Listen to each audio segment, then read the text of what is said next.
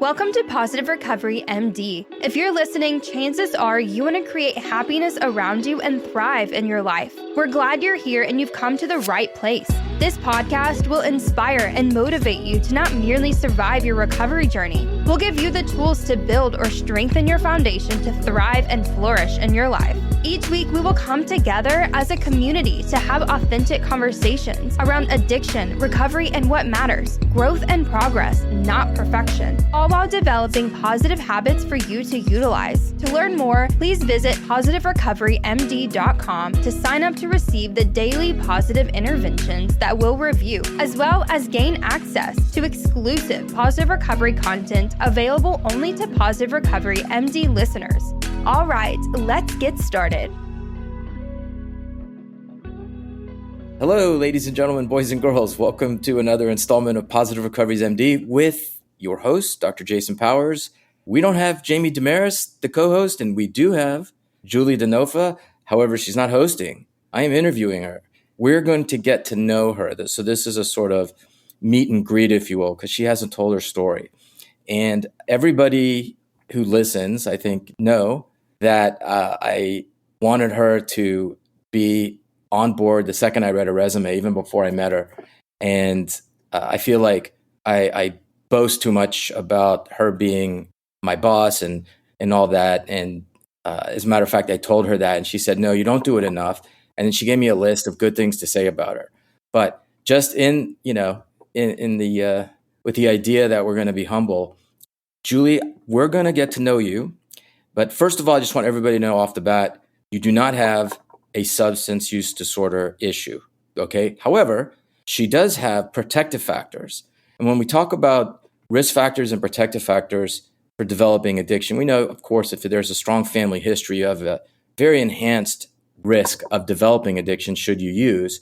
Some people have protective factors. Like we know there is a genetic variant that a lot of Asians have, whereas they cannot metabolize the byproduct of the first order of metabolism of alcohol. So alcohol gets broken down to acetaldehyde, which is a toxin, and some people can't break that down further into acetate and water. What happens is they get flushed, red, super drunk, super fast, nauseated and all that. It's just not positively reinforcing.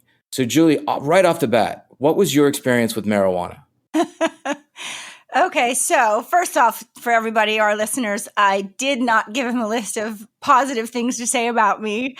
Absolutely not. Just want to be clear on that. So I lived in New York City, and back in the day, we used to walk across the bridge. I lived on a small island called Roosevelt Island, and we would walk across the bridge into Queens to the variety store, to the Five and Dime, where you would actually go to buy a nickel bag or a dime bag of marijuana. And so I was new to living in the city. I had come from Pennsylvania, and the kids that I was hanging out with were they thought I was like a country mouse. And I was young. I was 13 years old and I was trying to fit in. So I was like, yeah, I'll walk with you guys. And we went over, and my first experience wound up almost like what felt to me, as I describe it now, as a full-blown psychotic episode where I smoked some weed, and I swear it must have been laced with something because I don't know, but I wound up going back to my house and getting my Bible, which, I'm definitely a spiritual person, never was really raised in a very religious family, but I had a Bible. My aunt had given me it, and I had this desire or this strong need to go out and start preaching to people. So I was on the corner in New York preaching to people about your body as a temple and how you have to treat your body as such, and that you shouldn't be smoking marijuana, and just all this stuff was just coming out of my mouth. And I was randomly opening the Bible to different passages and reading from it, and I just attached such meaning to whatever I was opening the page to that it was just totally freaking me out. I wanted it to be over. I didn't want to be high anymore. I remember thinking and asking how long is this going to last? I also remember the people that I was with kind of leaving the scene because they were embarrassed by the way I was behaving. Probably freaked them out a little bit too. So yeah, that was my first time smoking weed. So tell us about your second. There was a second because I had to just make sure that first time wasn't just a weird experience. And there was a second. And the same thing kind of happened, right? Like I remember sitting in the apartment and we were watching Gilligan's Island, and everything that was occurring on that episode was like good versus bad. So like obviously Marianne was good and Ginger was bad, and everything that was coming out of their mouth was kind of that way, set up as good versus bad. And in my mind, I interpreted it as that I was wrong for smoking marijuana and that these things were happening to me because I had done something wrong or bad. I remember heating up a sandwich in the microwave and it had mustard on it, and I thought like my whole like throat was on fire and the mustard was like burning my throat. So it was just a crazy experience. Didn't do it again for probably another 6 or 7 years, and did it and had a similar experience. And then that was the last time, because I was like, okay, this is just ridiculous. Stop doing this to yourself. This is not fun. You don't have the same response that other people do. Yeah, exactly. Protective. However, the psychotic sort of tendency that some people have is probably why there's such a huge correlation between smoking marijuana and things like schizophrenia and severe mood disorders like depression and anxiety and all that. Yeah, my experience was very different than yours, but I didn't start whipping out a Bible till I did acid. That's a whole nother story. I hope you're prepared with your positive introduction. I believe our listeners are pretty familiar with what it is, but it's a you at your best. It's an icebreaker if you guys want to like sort of do like bonding with a team or whatever, and it's a lot better in my opinion than just the usual what's your full name, hometown, major type of thing. So me at my best. This particular story comes to mind. I was visiting with my former mother-in-law, who I still call her my mother-in-law. Shirley is an amazing woman. I'm glad she's in my life. My father-in-law had passed away, and I went to spend time with her. There wasn't going to be a service or, they talked later about having some type of celebration of life. But at the time, I really just went to be with her, to be present with her and spend time with her. And she was incredibly worried about like what life was going to look like without her husband. And I sat and I listened and I was part of it. But I realized what was really driving her was her fear of being able to afford to stay where she was living. She had lived in the same complex for probably 35 years, and she was afraid. And so I guess if she's listening to this, I'm going to tell on myself now, but unbeknownst to her, I went over to the apartment complex and met with the managers and tried to explain my story. And they knew Shirley, and they referred to her husband as Tootsie. So they knew Shirley and Tootsie forever. And I just said, like, she's afraid, and, what can we do? And what's possible? And they really didn't come up with anything. So I decided in that moment to kind of ease her fear around, was she going to be able to afford it? And I went back to her apartment. She knew I was going over there to talk to them about, what could be done. And I went back to her apartment and just said, like, gosh, they were so receptive and they love Tootsie. And so there's going to be a reduction in your rent. Can you believe that they're doing a reduction in your rent? And the reduction was through me. And I paid them for the rest of her lease for that reduction, because I knew that would make her feel safe and secure and loved and not be worried about having to worry about that. So up until today, I've never really told that story too often, and she might hear it. So I love you, Shirley, and that was just my way of showing my love to you that day. Yeah, thanks. That I love hearing that. I think you may have shared that in one of the Positive Recovery University trainings. It's one of those moments where, like, not enough of us, but I know many listeners have done heroic things and not necessarily shared them. And thank you for doing that, because part of the gift is the anonymity, but it is also you at your best, because, like, I know your strengths, and yeah, it's a sacrifice to whip out a pocketbook, but it's more than just an anonymous sort of gift. It was like you took the time, you went there, and all this is on top of paying for whatever the deduction was, and probably reassuring her and just being with her. Like, when bad things happen, it's community that fills in the gap. So, like, I'm sure she's going to listen to this, because undoubtedly she's supporting you, and probably send her some Kleenex, because she's probably tearing up. So just tell our listeners briefly your family of origin, brothers, sisters, and your progeny, and that type of situation, just so they can now get a fuller picture of you. Sure. I grew up in Pennsylvania and New York. I have one older brother. Both my mom and dad are still alive. My dad lives in New York City with my stepmother, Carrie, and my mom is in Pennsylvania. My dad remarried probably when I was about 14 years old. And with my stepmother, I now have 2 half siblings. My sister Sarah lives in Israel. My brother Joey is still in New York. My brother Joey is the same age as my oldest son. So my dad became a grandfather and a father in the same year. And Chelsea and Joey are close in age and close, to one another in terms of their relationship. I spent most of my growing up between Pennsylvania and New York. Being a child of divorce, I spent sometimes with my mom and sometimes with my dad. When I probably shouldn't say it this way, but it's just my recollection. I felt like I got shipped off to New York, which I actually did. I went to visit my dad one weekend, and on Sunday when I was supposed to come home, that's when I found out that I wasn't coming home. My mom was having a difficult time somewhat managing my independence and probably my kind of oppositional, defiant behavior. I challenged everybody when I was growing up. I was always rooting for the underdog, always trying to figure things out from a very young age. And so it was hard for my mom. She worked a couple jobs. And so to her, she was actually helping by kind of removing me from some situations in Pennsylvania, thinking that that was the best thing for me at the time. And it may have been, it may not have been, I don't know. I just know that all my experiences growing up, my teenage years, I lived them very fast. I hung out with really, always an older group of people. I did things at a very young age in terms of like everything. I even went to college at a young age. I took my first college class when I was in the 7th grade. But I just know that all of what I did and all of the experiences I had made me who I am today. And I'm grateful for all of them. I was not happy at first living in New York City. I didn't feel like I fit in.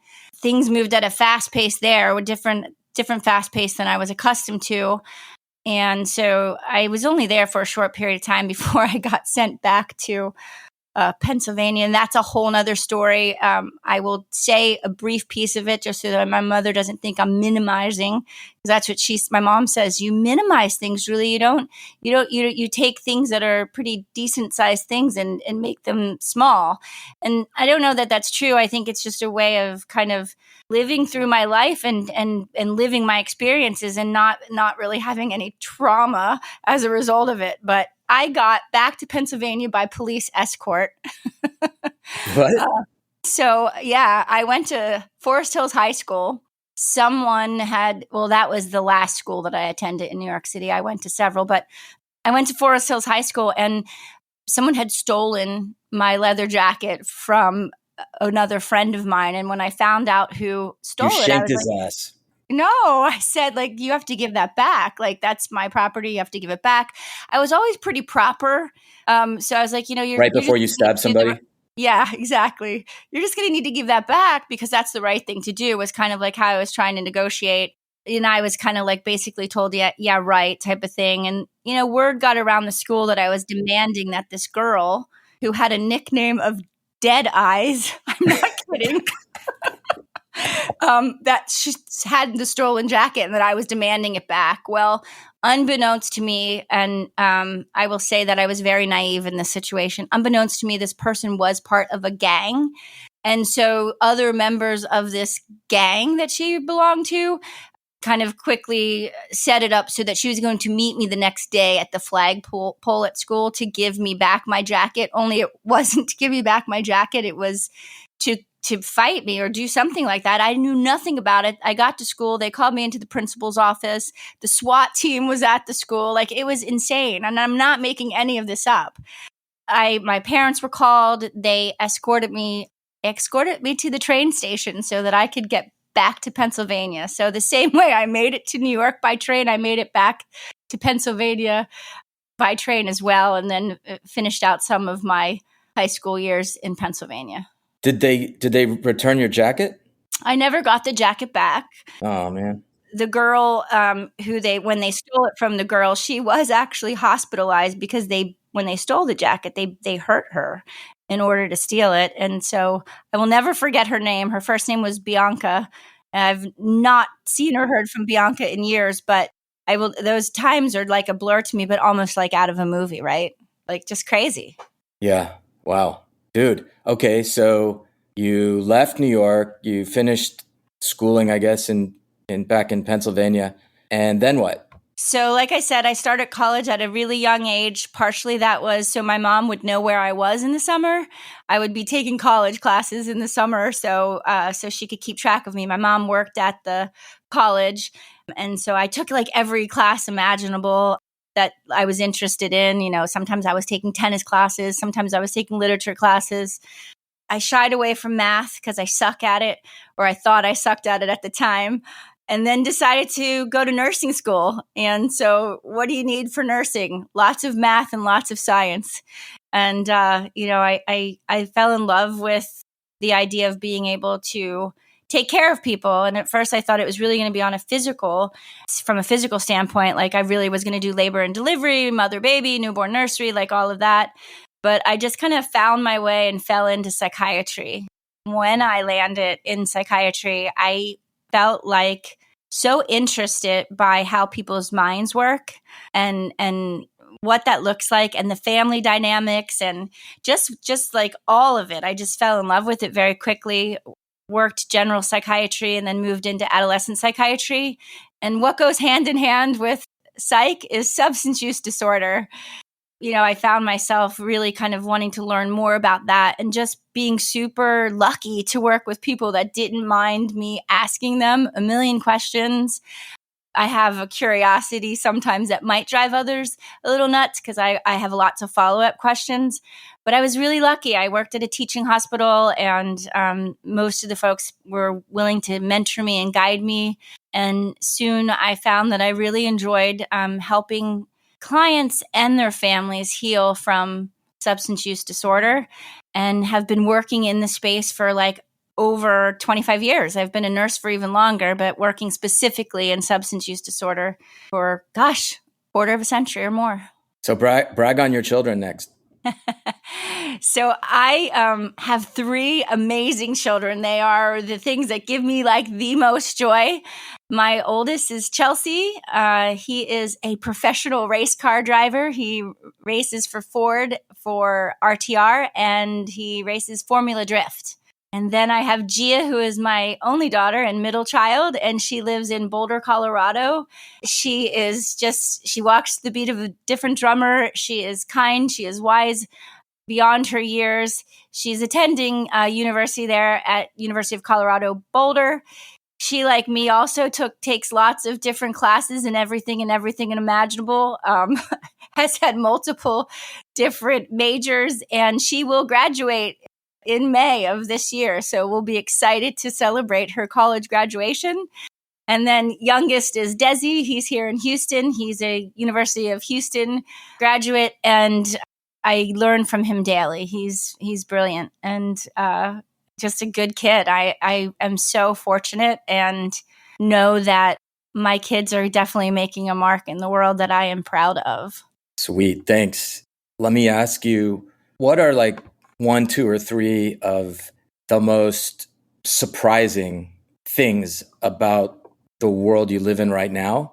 If you were to go back to the version of you that like was in New York before the FBI thing, because after that, I think there was no FBI involved. Let's be clear for our listeners. SWAT. You said SWAT, so I hear team. FBI. I don't know that. I don't think that's FBI. It was just SWAT. But yeah, you're right. So I want to make sure I understand the question.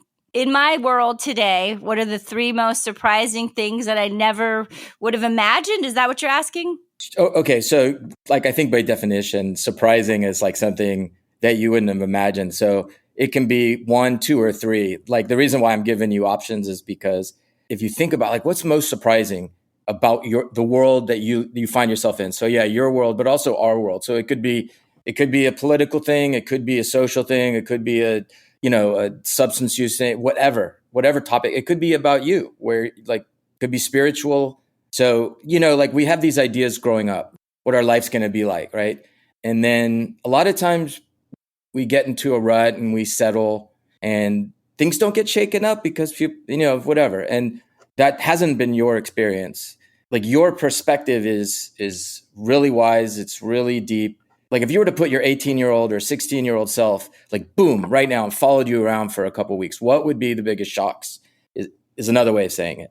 Pleasant surprises or shock or, negative shocks, whatever comes to mind. Gosh, this is really tough because like even as my 18-year-old self, like I said, like I really, I feel like I've really always lived my life very much in the present. And so like, I don't know, like if my 18-year-old self would like, after following me, would be around, be like, holy shit, other than maybe like, I never would have expected you to be the president of a substance use disorder facility going that direction, that I would see, I really might have seen you continuing on the path of maybe more clinically driven, maybe like a nurse practitioner, or maybe I would have gone to med school, like maybe that piece of it. I always wanted to be a clinical psychologist and then went into nursing. So, that from that perspective. But I don't think that's really answered your question. I feel like I'm struggling to find what you're asking. No, you totally did. That opens it up a lot for me. So yeah, you live so much in the present. Like doing things like this is challenging, and it's not a mark against you at all. It really is like, I think some people are blessed. My wife, Amy, is a lot like that. So looking for a theme that we can kind of delve into. You did touch on this with smoking weed the first time and sort of going to the Bible and saying how you're spiritual, not necessarily religious. And that's like spirituality or, meaning and purpose is something that my happiness, I guess, profile is heavy in, the meaning and purpose. In PERMA, it's the M. And like you, I sort of, you're not a seeker, but I think we share a lot of the same perspectives. And I don't want to say I know what you're going to say, but I've like asked you this directly. You sort of intuitively have come to the same conclusions that I have after like much navel piercing. So like, what is your idea about like, what is spirituality to you and sort of how do you know? Yeah. So for me, like, it's just my interconnectedness with the world around me, just in everything, in every way. Right. And just, I see you, you see me, and we're sharing this life together. That's just, no matter who that is, that's how I feel about it. I say the same thing like about the clients that we treat. I mean, we treat clients that are indigent all the way to, presidents of banks or whatever. And the person who is indigent deserves the same care and love that the patient who is the bank president, right? Like they're just a person to me. And I want to make sure that everybody gets treated with the same love and respect. So you do have some protective factors and you don't have substance abuse in your profile. And we talked about that. So how is it that you sort of gravitated towards this? But the thing is, I know that you wanted to be a clinical psychologist. However, that doesn't mean you're going to work in what I believe is one of the more challenging fields, because this is, even people that love psychology, man, this field can chew you up and spit you out. So why addiction? I will tell you, it's because of the family piece.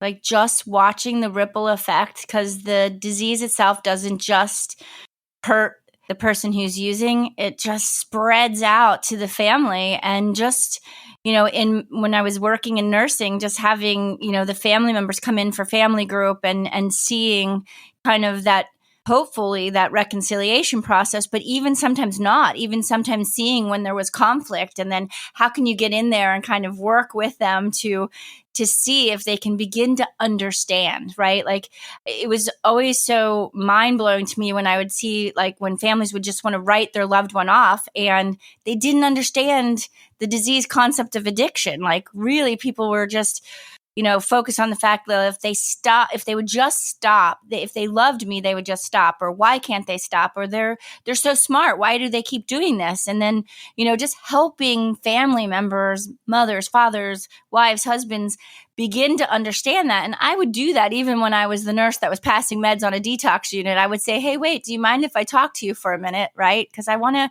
kind of share what I've seen and what my experience has been, and just getting people kind of hooked into that, maybe if you understand this piece, is there any part of you that would be willing to understand this piece rather than just like blow your family member off, right? And, I just had this kind of ability to like sit down with people and kind of like talk to them. And sometimes people will say to me like, you don't have the credibility because you're not someone that's in recovery.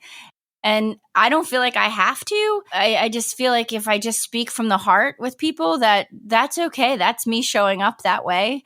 And family members, honestly, are sometimes surprised that I don't have that history, but can speak to it so well. And it's because I listen.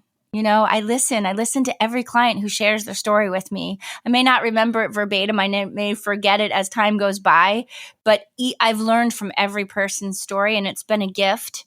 And I love watching when families heal together and we get to help them with that process. I will echo that. I mean, you definitely have aptitude in it. If I do interventions these days, they're few and far between. And, Chris Davis was a partner I used to do them with all the time. And one time he couldn't go. And I much prefer doing things with others, especially like that type of work. And I remember you had never done it before. You really didn't have any, clinical, I guess, designation per se. And I knew you. I knew you'd be okay. I was curious though. The second like something fell apart and you, like the other person was needed to go intervene, you went in, like didn't look back. You didn't need guidance. You killed it just in terms of being able to listen, be heard, and brought us all together again. And really it was great. It was something that for somebody who has addiction, that went to treatment, I could smell out the people who had it and who didn't. And there is this idea that if sort of you're not one of us.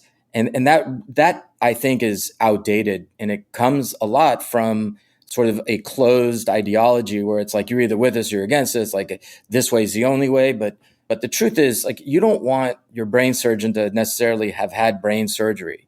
And yeah, I mean, really, like male OB-GYNs can be just as effective as female OB-GYNs, even though they don't have a uterus, sort of like in the binary type of, gender roles. But you get it. And, for anybody to say otherwise is, I think, a closed-minded contempt prior to investigation sort of thing. But I'm not surprised you got into it. I do feel like you get it. But yeah, that is probably something you do have to fight against. Occasionally I do. And a lot of times our clients or people that I come in touch with just out and about will say, well, what was your drug of choice? Because they automatically assume that Was it marijuana? Right. And so I really, the truth is I don't have a drug of choice. But everyone, I do believe this. I do believe that everyone is in recovery from something or from some situation or some type of event. And I think for me, I've taken those experiences, and you've seen me. I mean, we've known each other for, gosh, I was trying to figure this out in the shower this morning. How long has it been? 17 years, I think. Shut up. Really? Great. So from that very first day when you said that I had you at hello, that was in an interview, just so everybody knows. I think I've shared this like at least twice. Yeah. So, but being, we've watched each other grow, right? Like I've watched you grow. I watched when you got your master's in applied positive psychology and the growth there. I've watched your children, not that I was there when your children were born, but I have been part of their life since they got here, right? And yeah. You met Desi when he was 6 years old, and now he's a college graduate doing his own thing. And so, I think that, the beauty in all of this is knowing that life is always changing and anything can happen. Anything is possible. And throughout that, you've seen me have to recover from things, you helped me at a time in my life that was really kind of difficult, right? Like I shared a lot with you. I went through a horrible breakup. It was the best thing that could have ever happened to me. And I can absolutely say to this day that I'm grateful for the person who chose to leave me, because I am a better person today as a result of it. And I have so many things that are possible with my life now. And so I'm really grateful for that piece. But you've seen me recover from that. Now, I'm also somebody that, I don't know whether this is a character strength or not, but I'm also somebody that was really able to keep things separate, like in the workplace. Like people did not know that I was going through all of that except for people that I chose to tell. Otherwise, I showed up for everyone else in the way that they had no clue. People had no idea.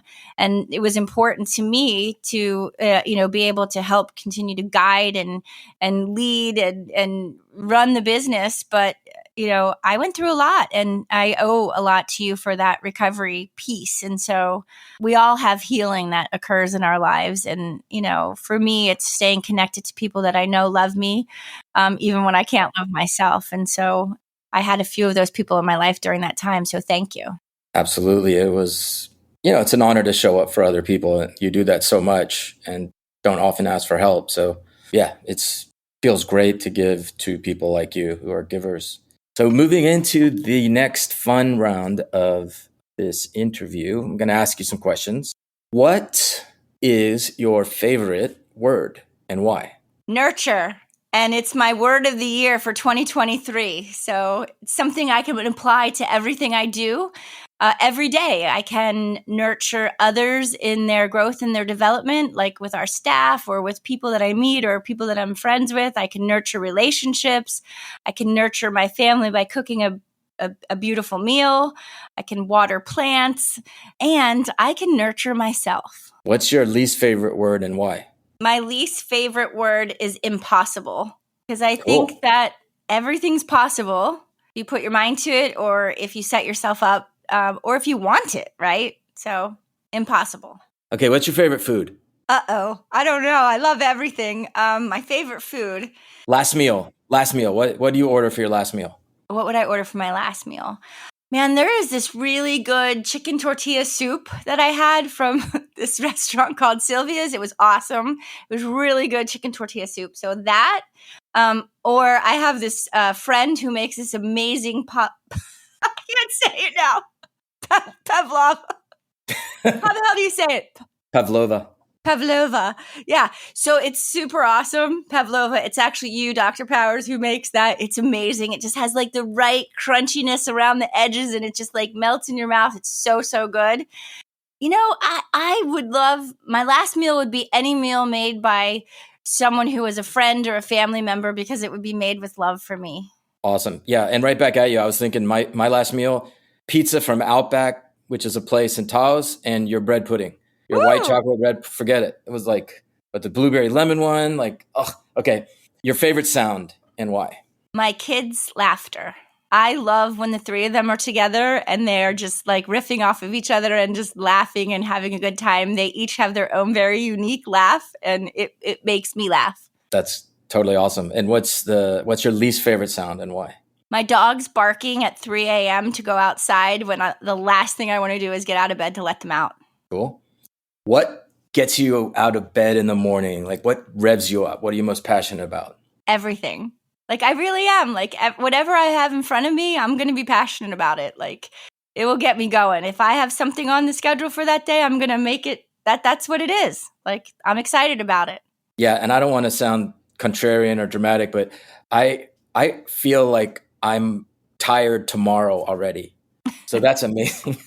Look, I could bitch about something that I have to do. Don't get me wrong. But at the same time, I'm looking for the way to make it be something to be excited about. Like, even after I just answered that question about having to get up in the middle of the night with the dogs, when I'm walking to the door to let them, I'm saying to myself, well, at least you should be grateful for the fact that they're barking so that they're not peeing on the floor and you're having to clean piss up in the middle of the night. So but I'm already doing that as I'm walking to the door. That's awesome. That's a gift. If I had that thought at 3 a.m, it would be quickly supplanted by images of me dropping them back at the SPCA. If you could do anything but what you're doing, like if you could have had another stab at a vocation, what would it be and why? Man, I would love to be like a party planner extraordinaire. Like, I just would, like, for every detail, like just being, hired to create like these themed parties or do things like that, and not like being able to do so without like spending other people's money. That would be great. Like, that would be so much fun. But party planner extraordinaire. Cool. Well, yeah, Mia's bat mitzvah's coming up, so I'll have Amy contact you. It's such a lame thing to say. Like, I really should have said something. What are you talking about? Different. That's amazing. Dude, no, you don't understand. Like, a good party planner makes the party logarithmically better, and you don't notice them. Or if you're looking at somebody that's like hustling around and is on the mic and, it's already planned everything, but it's sort of like in the middle of the game, the whole party is like the fourth quarter, like the last 2 minutes. It's like a game-winning drive constantly. I get that. It's not lame at all. It's like, dude, they have a good job. It's exciting. It's rewarding. It's stimulating. Forget it. Yeah. And also like the thoughtfulness that goes into finding just the right things for each person, right? Like just the little things. So yeah, my wife is your assistant sometimes, and then you could be our assistant sometimes. Yes. Yes. And somebody asks you, hey, are you the party planner? No, I'm the president of a company. Forget about it. What vocation, like if I forced you to do something your whole life, what would you loathe doing? Ooh, I would not like to be the dog catcher. I feel like it's a theme, right? Like I'm picking on my dogs or something, but like, I didn't even know going around randomly, like I could just see like kids running down the street chasing the car I was driving with their little puppy in the back and being upset or worried about like, oh, where's it going? Or, I don't know. Like, and where do those dogs go when they take them and put them in the back of that, van? Like, what is happening? I don't know. That job just seems weird to me. I don't know. Right. Especially if you think the job entails stealing other people's puppies. Well, like if there's a puppy and the animal patrol comes around, you have to take it and do whatever. I don't know. Not if it belongs to somebody. What kind of dog catcher do you envision? You're like, going around. Do they even have dog catchers anymore? Or am I living in a Disney movie right now? Yeah. I think you're thinking of, what was that movie about those? I loved it, man. Just because of that, like, lemur who was like, you've got to move it. Yeah. With like David Schwimmer was the giraffe and the zebra was Chris Rock. What was that? Oh my gosh. I don't know. I'm terrible. And who were those, the penguins, Madagascar. Yes. Like Madagascar 3 or 4, where there's that French animal catcher who was like looking to bag a lion. Do you remember that? Yes. That'll be you. Okay. That would suck if you were that person. All right. Last question. If assuming there is a God, when you die and you're trying to get into the exclusive gated community, you don't have the gate code. What do you want to hear from out of God's mouth when you pass and you're there? Thank you for loving everyone and being loved. That's a perfect ending. See ya. Dude, that's really like, wow, that was deep. That was, and I'm not being facetious. Well, I'm almost in tears. I know. Which is so silly because how many times have I heard you ask that of a guest? Never once have I tried to formulate my response. And when I gave that response, it was so from the heart. Like it just was. Man, thank you. Thank you for the time. Now, maybe our listeners know you a little bit better and feels loved by you, and you make the world a better place. So thank you. Thank you. Thank you for having me on your podcast today. Yes. And we conclude another awesome podcast with Julie DeNofa, Jason Powers. And remember, this is not a trial. This is not, dress rehearsal. Love others. More importantly, let yourself be loved. Take care of yourself and other people. Until next time. Thank you for listening to this episode of Positive Recovery MD. Don't forget to visit positiverecoverymd.com to sign up to get your daily positive intervention sent straight to your inbox. Be sure to subscribe to Positive Recovery MD on Apple Podcasts or wherever you listen to your podcasts to receive an automatic download when a new episode drops. And as always, if you or someone you know needs help, visit positiverecovery.com or call 877-4-SOBRIETY, which is 877-476-2743. We are here to help.